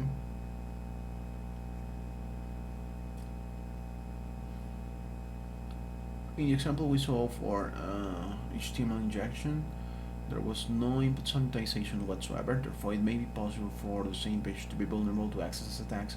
We can try to inject the following DOM XSS JavaScript code as payload, which should show us the cookie value for the current user, right? Interesting. There's an image element, and then there is some JavaScript function here. Once we input our payload and hit OK, we see an alert window pops up with the cookie value in it. This payload is accessing the HTML document tree and retrieving the cookie subject value. When the browser processes our input, it will be considered a new DOM, and our JavaScript will be executed, displaying the cookie value back to us in a pop-up. An attacker can leverage these to steal cookie sessions and send them to themselves and attempt to use the cookie value to authenticate the victim's account. The same attack can be used to perform various types of other attacks against the web application's users. XSS is a vast topic that will be covered in depth in later modules. Yeah. Okay, so let's keep going. Try to use an XSS to get the cookie value in the both page. So I guess we're using the same one, right? Okay, so I'm gonna close this. And then this is the thing that I have to put in. Okay. Oh, this is the cookie. Okay. You got the cookie. Okay. Keep going. Cross-site request forgery. Okay. Third type of front-end vulnerability that is caused by unfiltered user input is cross-site request forgery. These attacks may utilize XSS vulnerabilities to perform certain queries and API calls on a web application that the victim is currently authenticated to. This will allow the attacker to perform actions as the authenticated user. It may also utilize other vulnerabilities to perform the same functions, like utilizing HTTP parameters for attacks. A common CSRF attack to gain higher privileged access to a web application is to craft a JavaScript payload that automatically changes the victim's password to the value set by the attacker. Once the victim views the payload on the vulnerable page, a malicious comment containing the JavaScript CSRF payload, the JavaScript code would execute automatically. It would use the victim's logged in session to change their password. Once that is done, the attacker can log into the victim's account and control it. CSRF can also be leveraged to attack admins and gain access to their accounts. Admins usually have access to sensitive functions, which can sometimes be used to attack and gain control over the backend server, depending on the functionality provided to admins within a given web application. Following this example, instead of using JavaScript code that would return the session cookie, we will load a remote JS JavaScript file as follows. Is that so? Okay. Again, this can also be leveraged to attack admins and gain access to their accounts. Admins usually have access to sensitive functions They can sometimes be used to attack and gain control over the backend server depending on the functionality provided to admins within a given web application. Following this example, instead of using JavaScript code that will return the session cookie, we would load a remote JavaScript file as follows. Okay? The exploit.js file would contain the malicious JavaScript code that changes the user's password. Developing the exploit.js in this case requires knowledge of this web application's password changing procedure and APIs. The attacker would need to create JavaScript code that will replicate the desired functionality and automatically carry it out. JavaScript code that changes our password for this specific web application. Okay. Prevention. Though there should be measures on the backend to detect and filter user input, it is also always important to filter and sanitize user input on the front end and before it reaches the backend, and especially if this code may be displayed directly on the client side without communicating with the backend. Two main controls must be applied when accepting user input: sanitization and validation. Sanitization, removing special characters and non-standard characters from user input before displaying it or storing it. Validation, ensuring that submitted user input matches the expected format, submitted email matched email format and stuff. Okay, furthermore, it is also important to sanitize displayed output and clear any special non-standard characters. In case an attacker manages to bypass front-end and back-end sanitization and validation filters, it will not cause any harm on the front end. Once we sanitize and/or validate user input and displayed output, we should be able to prevent attacks like HTML injection or CSRF.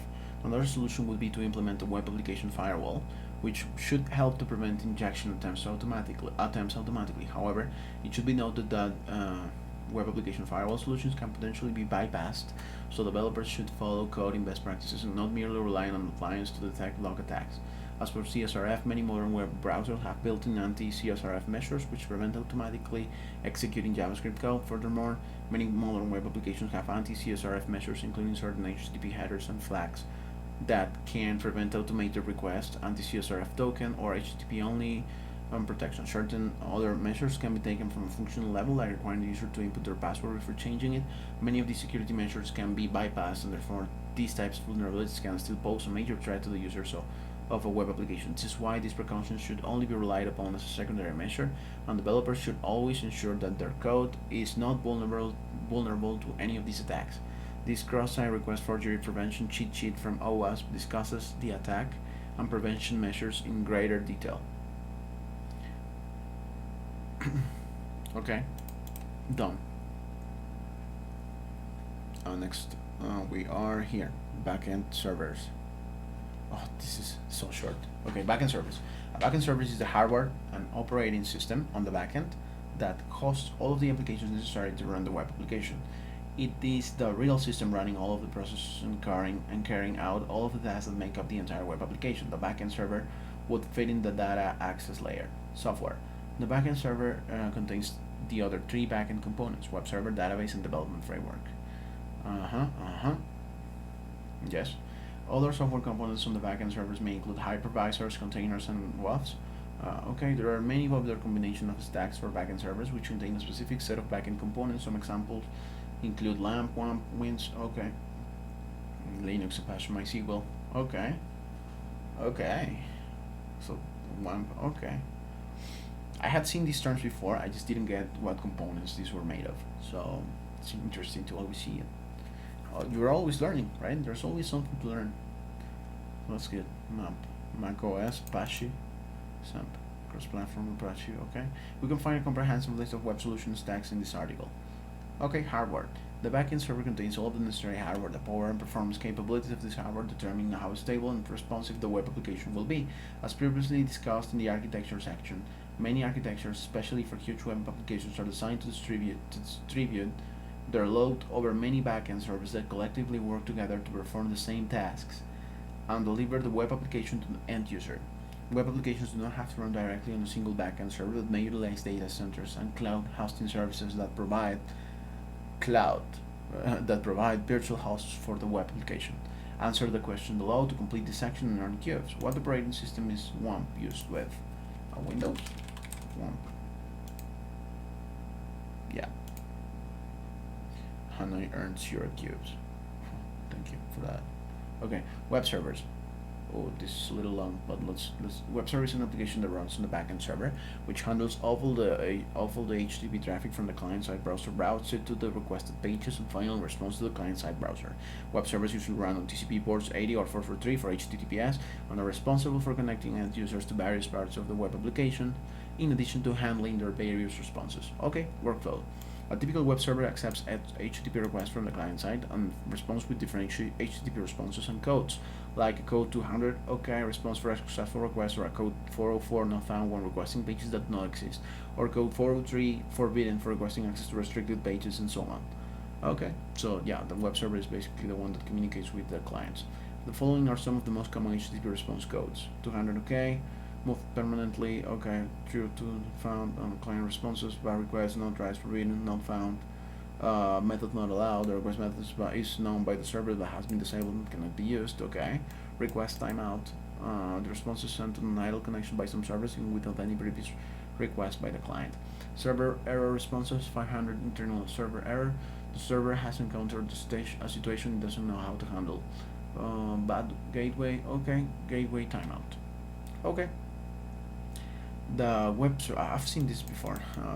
This for the server, while working as a way to get a response needed to handle the request, received an invalid response. Interesting. Okay. The server is acting as a gateway and cannot get a response in time. Okay, web servers also accept various types of user input within HTTP requests, including text, JSON, and even binary data for file uploads. Once a web server receives a web request, it is then responsible for routing it to its destination, run any processes needed for that request, and return the response to the user on the client side. The pages and files that the web browser processes and routes traffic to are the web application core files. The following shows an example of requesting a page in a Linux terminal using the curl utility and receiving the server response while using the -i flag, which displays the headers. Yeah, I've done this before. Curl -i, while this curl command example shows us the source code of the web page. Okay, so this is just the header, the -i parameter, and then without the parameter you get the source code. Many web servers types can be utilized to run web applications. Most of these can handle all types of complex HTTP requests, and they're usually free of charge. We can even develop our own basic web server using languages such as Python, JavaScript, and PHP. However, for each language, there is a popular web application that is optimized for handling large amounts of web traffic, which saves us time in creating our own web server. Apache, or HTTPD, is the most common web server on the internet, hosting more than 40% of all internet websites. Apache usually comes pre-installed in most Linux distributions and can also be installed on Windows and Mac OS servers. Apache is usually used with PHP for web application development, but it also supports other languages like Net, Python, Perl, and even OS languages like Bash through CGI. Users can install a wide variety of Apache modules to extend its functionality and support more languages. For example, to support serving PHP files, users must install PHP on the backend server in addition to installing the mod PHP module for Apache. Apache is an open source project, and community users can access its source codes to fix issues and look for vulnerabilities. It is well maintained and regularly patched against vulnerabilities to keep it safe against exploitation. Furthermore, it is very well documented, making using and configuring different parts of the web server relatively easy. Apache is commonly used by startups and smaller companies, and as it is straightforward to develop for. Still, some big companies utilize Apache, including Apple, Adobe, and Baidu. Nginx is the second most common web server on the internet, hosting roughly 30% of all internet websites. This focuses on serving many concurrent web requests with relatively low memory and CPU load by utilizing an async architecture to do so. This makes Nginx a very reliable web server for popular web applications and top businesses worldwide, which is why it is the most popular web server among high traffic websites, with around 60% of the top 100,000 websites using Nginx. Oh, interesting. I didn't know this data. And this is also free and open source, which gives all the same benefits previously mentioned, like security and reliability. Some popular websites that utilize Nginx include Google, Facebook, Twitter, Cisco, Intel. Okay, and then there's this other web server which I have never used. This is from Microsoft. Okay. Internet Information Services is the third most common web server on the internet, hosting around 15% of all internet websites. IIS is developed and maintained by Microsoft and mainly runs on Microsoft Windows servers. It's usually used to house web applications developed for the Microsoft .NET framework, but it can also be used to house web applications developed in other languages like PHP or host other types of services like FTP. Furthermore, IIS is very well optimized for Active Directory integration and includes features like Windows authentication for authenticating users using Active Directory, allowing them to automatically sign into web applications. Though not the most popular web servers, though not the most popular web server, many big organizations use IIS as their web server. Many of them use Windows Server on their backend and rely heavily on Active Directory within their organization. Some popular websites that utilize IIS are Microsoft Office, Skype, Stack Overflow, and Dell. Okay. Aside from these three web servers, there are many other commonly used web servers like Apache Tomcat for Java web applications and Node.js for applications developed using JavaScript on the backend. Answer the questions below to complete the section. If a web server returns an HTTP code 201, what does it stand for? I don't remember. Yeah.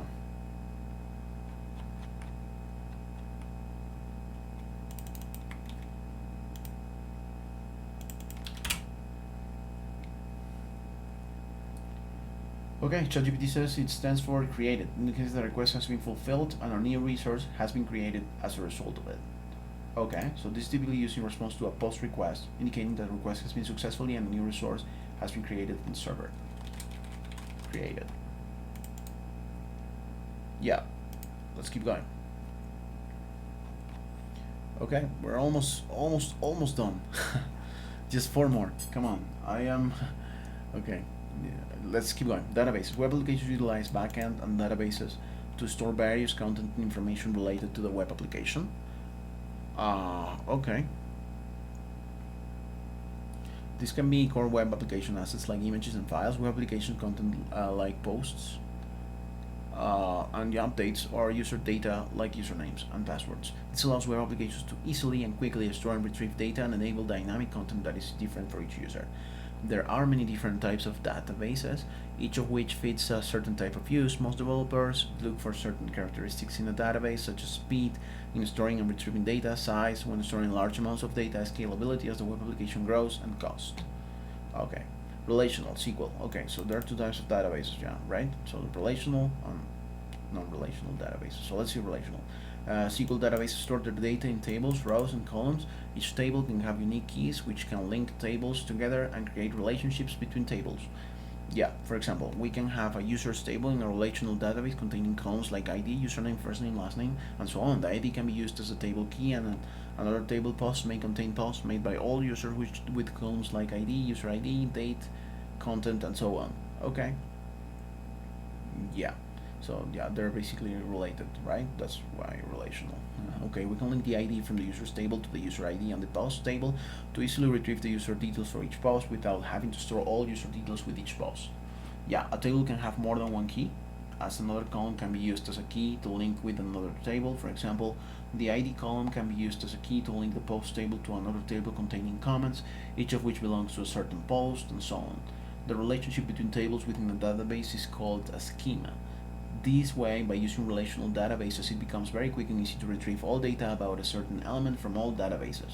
For example, we can retrieve all details linked to a certain user from all tables with a single query. This makes relational databases very fast and reliable for big datasets that have a clear structure and design. Databases also make data management very efficient. Some of the most common relational databases include MySQL, MS SQL, Oracle, PostgreSQL. Okay. So other common SQL databases include SQLite, MariaDB, Amazon Aurora, and Azure SQL. A non-relational database does not use tables, rows, columns, primary keys, relationships, or schemas. Instead, a NoSQL database stores data using various storage models depending on the type of data stored. Due to the lack of defined structure for the database, NoSQL databases are very scalable and flexible. When dealing with datasets that are not very well defined and structured, a NoSQL database would be the best choice for storing our data. There are four common storage models for NoSQL databases: key value, document-based, wide column, and graph. Each of the above models has a different way of storing data. For example, the key value model usually stores data in JSON or XML and has a key for each pair, storing all of its data as its value. The above example can be represented using JSON as follows. Okay, yeah. It looks similar to a dictionary map key value pair in languages like Python or PHP. key value, where the key is usually a string. The value can be a string, dictionary, or any class object. The document-based model stores data in complex JSON objects, and each object has certain metadata while storing the rest of the data similarly to the key value model. Some of the most common NoSQL databases include MongoDB, Elasticsearch, Apache. The most common NoSQL database it's a free and open source, uses a document-based model and stores data in JSON objects. Okay. Another free and open source NoSQL database for storing and analyzing huge datasets. As its name suggests, searching for data within the database is very fast and efficient. Other common NoSQL databases include Redis, Neo4j, CouchDB, Amazon DynamoDB. Okay, using web applications. Most modern web development languages and frameworks make it easy to integrate, store, and retrieve data from various database types, but first the database has to be installed and set up on the backend server, and once it is up and running, the web application can start utilizing it to store and retrieve data. For example, within a PHP web application, once MySQL is up and running, we can connect to the database server with this new, connect localhost, user path. Then we can create a new database with SQL create database, okay? No, I love PHP code. I don't. After that, we can connect to our new database and start using the MySQL database through MySQL syntax, right? Within PHP as follows. Yeah, okay, this query to select from table, okay? Result, count, query, okay? Web applications usually use user input when retrieving data. For example, when a user uses the search function to search for other users, their search input is passed to the web application, which uses the input to search within the database. Okay.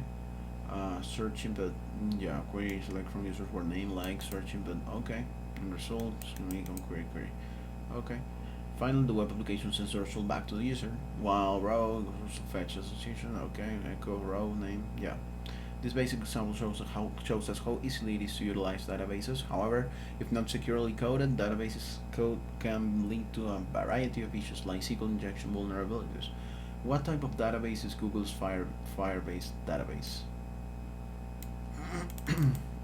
Okay, I think this is some homework for Google. Non-relational.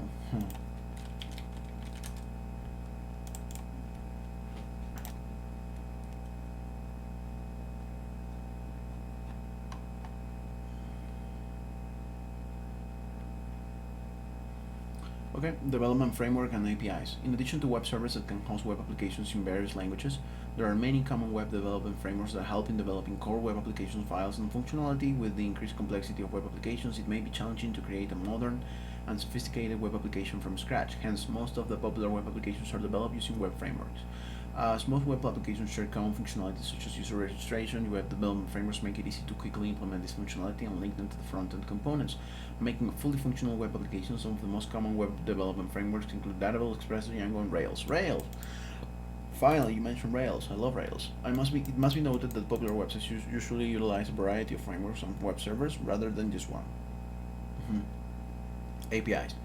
An important aspect of backend web application development is the use of web APIs and HTTP request parameters to connect to the front end and the back end to be able to send data back and forth between front end and back end components and carry out various functions within the web application.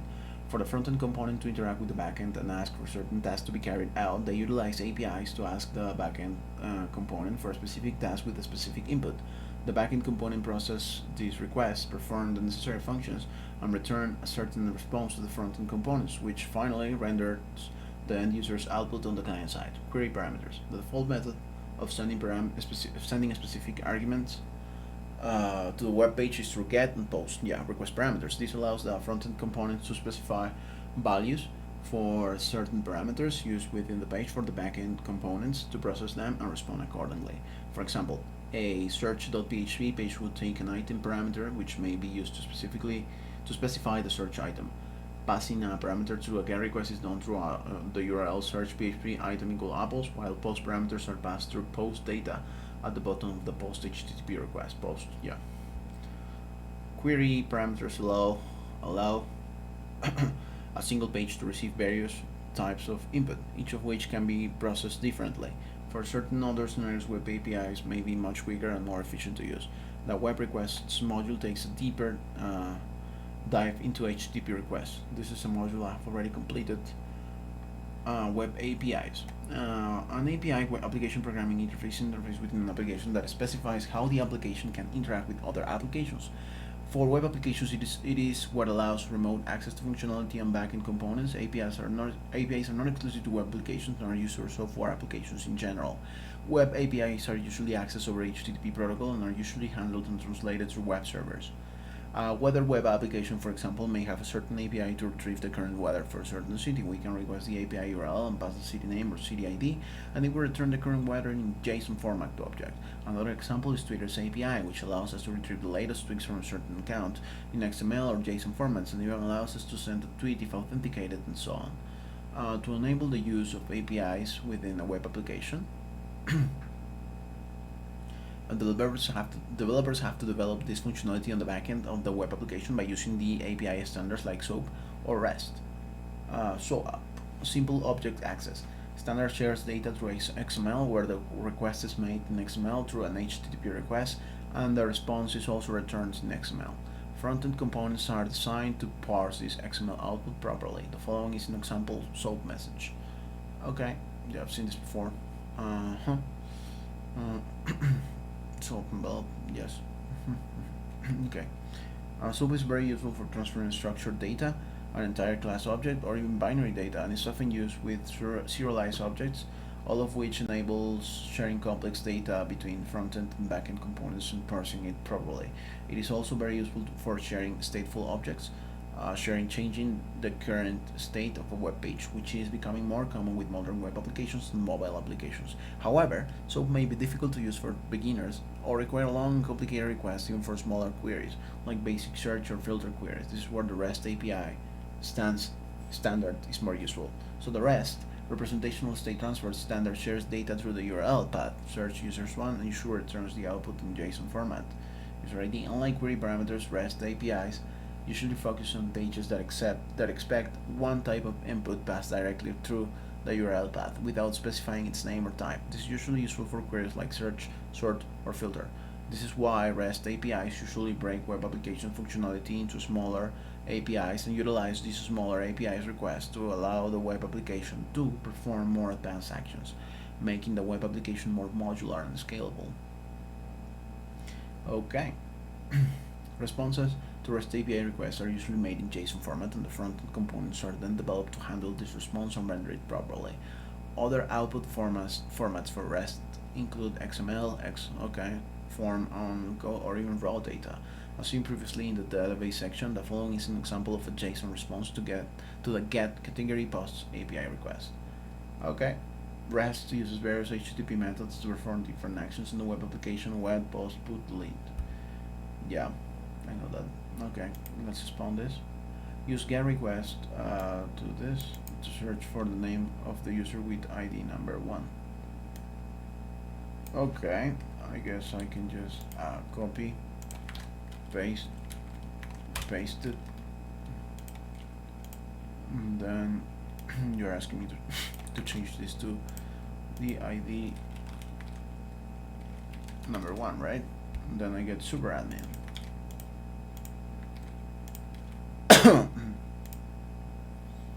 Okay, common web vulnerabilities. Okay, we're final steps, guys. Okay, if we were performing a penetration test on an internally developed web application or did not find any public exploits for a public web application, we may manually identify several vulnerabilities. We may also uncover vulnerabilities caused by misconfigurations, even in publicly available web applications, since these types of vulnerabilities are not caused by the public version of the web application, but by a misconfiguration made by the developers. The below examples are some of the most common vulnerability types for web applications, part of OWASP Top 10 vulnerabilities for web applications. Okay. Broken authentication access control. Broken authentication and broken access control are among the most common, most dangerous vulnerabilities for web applications. Broken authentication refers to vulnerabilities that allow attackers to bypass authentication functions. For example, this may allow an attacker to log in without having a valid set of credentials, or allow a normal user to become an administrator without having the privileges to do so. Broken access control refers to vulnerabilities that allow attackers to access pages and features they should not have access to. For example, a normal user gaining access to the admin panel. Yeah, no way. For example, College Management System 1.2 has a simple auth bypass vulnerability that allows, is this clickable? that allows us to log in without having an account by inputting the following for the email field or 00, okay, and using any password with it. Malicious file upload. Another common way to gain control over a web application is through uploading malicious scripts. If the web application has a file upload feature and does not properly validate the uploaded files, we may upload a malicious script like a PHP script, which will allow us to execute commands on the remote server. I've done some CTFs and I've used this before. Like, yeah, it was some of them were WordPress built type of websites, old versions, but they did not have a filter for this, and I was able to basically upload the PHP exploit, and yeah, just basically be able to do whatever I wanted with that website. So it's important. Even though this is basic vulnerability, many developers are not aware of these threats, so they do not properly check and validate uploaded files. Furthermore, some developers do perform checks and attempt to validate uploaded files, but these checks can often be bypassed, which would still allow us to upload malicious scripts. For example, the WordPress plugin Responsive Thumbnail Slider 1.0 can be exploited to upload any arbitrary file, including malicious scripts, by uploading a file with a double extension. There's even a Metasploit module that allows us to exploit this vulnerability easily. Yeah. Command injection. Many web applications execute local operating system commands to perform certain processes. For example, a web application may install a plugin of our choosing by executing an OS command that downloads that plugin. Using the plugin name provided, it's if not properly filtered or sanitized, attackers may be able to inject another command to be executed alongside the original intended command as a plugin name, which allows them to directly execute commands on the back-end server and gain control over it. This type of vulnerability is called command injection. This vulnerability is widespread as developers may not properly sanitize user input or use weak tests to do so, allowing attackers to bypass any checks or filtering put in place and execute their commands. For example, the WordPress plugin Plainview Activity Monitor 2016 has a vulnerability that allows attackers to inject their command in the IP value by simply adding a command after the IP value. Damn. Okay. SQL injection. This is dangerous, man. SQL injection. Another very common vulnerability in web applications is a SQL injection vulnerability. Similar to a command injection vulnerability, this vulnerability may occur when the web application executes a SQL query, including a value taken from user supplied input. For example, in the database section, we saw an example of how a web application would use user input to search within a certain table with the following line of code. Select from users. Yeah, exactly. If the user input is not properly filtered and validated, as is the case with command injections, we may execute another SQL query alongside this query, which may eventually allow us to take control over the database and its hosting server. For example, the same previous college management system suffers from a SQL injection vulnerability in which we can execute another SQL query that always returns true, meaning we successfully authenticated, which allows us to log into the application. We can use the same vulnerability to retrieve data from the database or even gain control over the hosting server. We will see these vulnerabilities again and again in our learning journey and real-world assessments. It is important to become familiar with each of these, as having a basic understanding of each will give us a leg up in any information security realm. Later modules will cover each of these vulnerabilities in depth. Okay, to which of the above categories does public vulnerability CVE belongs to? Let's do a research.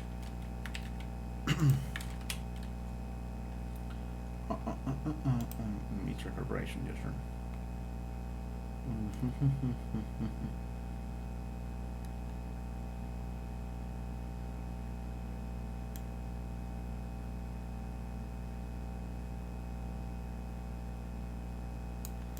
Okay, so this is Junior Bash through for 3+3 strings after function definitions environment, which allows remote attackers to execute arbitrary code via a crafted environment. So we already know what that is, right? It is command injection. Right? You go with me? Yeah. Let's keep going. Public vulnerabilities. Okay, this is the last one. Let's go. Oh, it took me. Okay, no biggie. The most critical backend component vulnerabilities are those that can be attacked externally and can be leveraged to take control over the backend server without needing local access to the server. External penetration testing. These vulnerabilities are usually caused by coding mistakes made during the development of a web application's backend component. So there is a wide variety of vulnerability types in this area, ranging from basic vulnerabilities that can be exploited with relative ease to sophisticated vulnerabilities requiring deep knowledge of the entire web application. Public CVE. As many organizations deploy web applications that are publicly used, like open source and proprietary web applications, these web applications tend to be tested by many organizations and experts around the world. This leads to frequently uncovering a large number of vulnerabilities, most of which get patched and then shared publicly and assigned to CVE, common vulnerabilities and exposure record and score. Many penetration testers also make proof of concept exploits to test whether a certain public vulnerability can be exploited and usually make these exploits available for public use for testing and educational purposes. This makes searching for public exploits the very first step we must go through for web applications. Yeah. The first step is to identify the version of the web application. This can be found in many locations like the source code of the web applications. For open source project web applications, we can check the repository of the web application and identify where the version number is shown. Version PHP page, and then check the same page in our target web application to confirm. Once we identify the web application version, we can search Google for public exploits for this version of the application. We can also utilize online exploit databases like ExploitDB, Rapid7DB, Vulnerability Lab. The following example shows a search for WordPress public exploits in Rapid7DB. Yeah. We would usually be interested in exploits with a CVE score of 8 to 10 or exploits that lead to remote code execution. Other types of public exploits should also be considered if none of the above is available. Furthermore, these vulnerabilities are not exclusive to web applications and apply to components utilized by the web application. If a web application uses external components, a plugin, we should also search for vulnerabilities for these external components. Common vulnerability scoring system, CVE SSS. Scoring systems is an open source industry standard for assessing the severity of security vulnerabilities. This scoring system is often used as a standard measurement for organizations and governments that need to produce accurate and consistent severity scores for their systems' vulnerabilities. This helps with the prioritization of resources in response to a given threat. CVSS scores are based on a formula that uses several metrics: base, temporal, and environmental. When calculating the severity of a vulnerability using CVSS, the base metrics produce a score ranging from 0 to 10, modified by applying temporal and environmental metrics. The National Vulnerability Database provides CVSS scores for almost all known publicly disclosed vulnerabilities. At this time, the NVD only provides base scores based upon given vulnerabilities' inherent characteristics. The current scoring systems in place are CVSS v2 and v3. These are several differences. There are several differences between the V2 and V3 systems, namely changes to the base and environmental groups to account for additional metrics. More information about the differences between the two scoring systems can be found here. CVS scoring ratings differ slightly between V2 and V3 and can be seen in the following tables.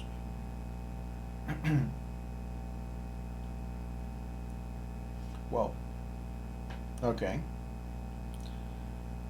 Does not factor in temporal and environmental metrics because the former can change over time due to the external events. The latter is a customized metric based on the potential impact of the vulnerability in a given organization. The NVD provides a CVSS v2 calculator and a CVSS v3 calculator that organizations can use to factor additional risk from temporal and environmental data unique to them.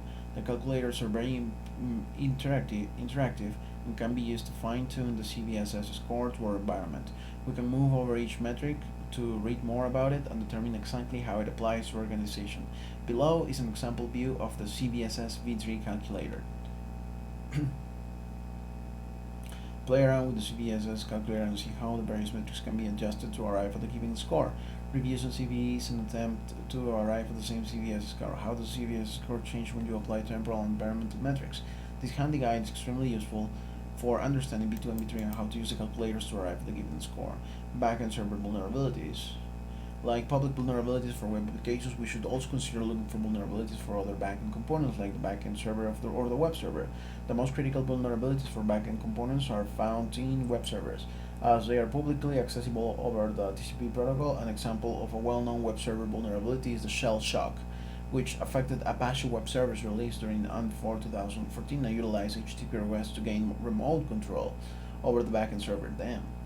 As for vulnerabilities in the backend server or the database, they are usually utilized after gaining local access to the backend server or backend network, which may be gained through external vulnerabilities or during internal penetration testing. They are usually used to gain high privilege access on the backend server or the backend network, or gain control over other servers within the same network. Although not directly exploitable externally, These vulnerabilities are still critical and need to be patched to protect the entire web application from being compromised. What is the CVSS score of the public vulnerability? Okay.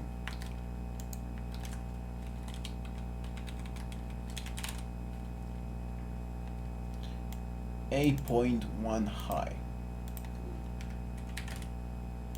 Ooh.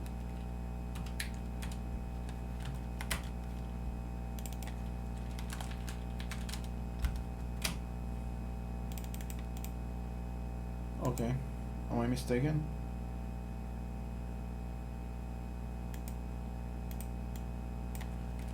Should I put just 8? But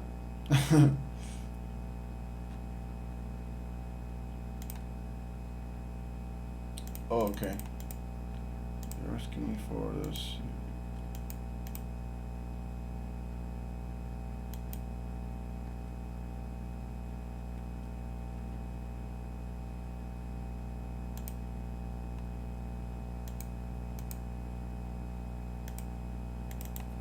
9.3.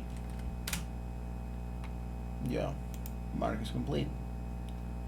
Next steps. Okay, in this module we have learned some, but by no means all web application basics. We should now have a fundamental understanding of how a web application is built, how it works, and what dangers it can introduce into a corporate environment. It is important to take a hands-on approach to develop our understanding further and apply the topics taught in this module. We recommend reviewing the material in combination with developing a small web application. Some next steps that can be taken are: set up a VM with a web server, create an HTML page, design it with CSS, add some simple functions with JavaScript, program a simple web application, connect your web application to the database, experiment with APIs, test your application for various vulnerabilities and security holes, try to adjust your code and configurations to close the vulnerabilities. Developing a small web application will provide a much deeper understanding of the structure and functionality. Learning how to set up and manage such a web server and the database's role and how the individual pieces of code are linked together is an invaluable experience. I agree fully. You have to try this. I mean, I personally have some experience building web applications. I've built some before. I do know how to host a web application on the server and configure it and stuff. So this is highly valuable. You do need to do what they're saying for you to actually get better, right? And understand these things better. Okay, the web request and JavaScript deobfuscation academy modules will help build on the knowledge presented in this module. The module Hacking WordPress and other similar modules related to OS Top 10 such as SQL injection fundamentals are great next steps to get into penetration testing web applications and learn more about web application vulnerabilities and exploitation. Finally, to apply what we learned from these modules, we can jump into attacking some easy boxes and hack the box. Ooh. Okay, we will be doing that. Okay, and this should be all, guys. Thank you for staying with me. This has been a long module. I don't think it took me 3 hours because I was running. But yeah, just let me know if you have any questions about this module or if you found this helpful. Drop a like, subscribe, and yeah, thank you for watching, guys. Peace.